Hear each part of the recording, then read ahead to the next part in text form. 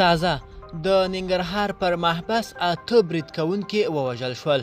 د ننګرهار د والي ویان عطاالله خوږیاڼی وایي د ننګرهار په محبس او څیرمه شرق پلازه کې داخل شوي 8 برید کوونکي ترهګر ووژل شول او اوس مهال په دواړو سیمو کې د امنیتي ځواکونو له لوري تصفیوي عملیات جریان لري.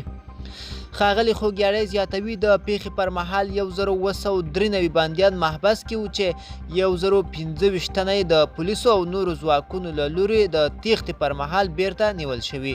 430 تنه په محبس کې بند پاتې بندیان ژوندي ژغورل شوي.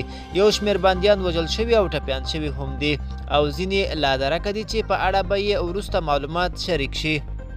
د خوږیاڼي په وینا په یاده پیښه کې تر دې مهاله 29 تنه وژل شوي چې پکې ملکیان، امنیتي ځواکونه او بندیان شامل دي.